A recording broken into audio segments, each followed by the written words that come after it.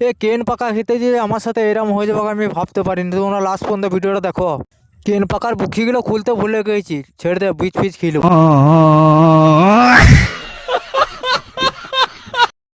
কাঠ মিস্ত্রি ঘর গেলাম, নে বাঁশ লোটা নিয়ে এলাম, নে মুড়ো কাঠে কেন পাকাটা এই বাঁশ লোটা করে বগলে লাগিয়ে আর কেন পাকাগুলো কাটতে লাগলাম। शाबाश बेटा, बहुत बढ़िया। 100 সাপগুড়ি, 50 খাবার সুডা আর পরিমাণ মতো 25 কার্বাইড আমাদের ঘরে ডাবাটাতে ঢেলে দিলাম, নে ঢালাই মেশিনে মিক্সচার করতে লাগলাম। আমি খেতে লাগলাম।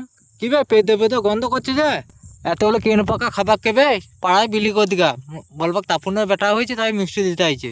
এত চারা ফেলে এত সার দিয়ে তা আঞ্জি গাছ করতে লাগছে, আর এই হেগে আর করে আঞ্জির গাছ তৈরি করে দিচ্ছে। পুঞ্জা পিঠে মাতার মুখটা আমি দেখিয়ে দিলাম। ঘরে বললাম ঢুকি পিঠে কর, কটা করবো 1.5টা পলিয়ে করে ঢুকি পিঠেটা চেপে দিলাম, পলিটা তুলে নিলাম, মানে ঢুকি পিঠেটা শুনতে লাগলাম। আর কি সেন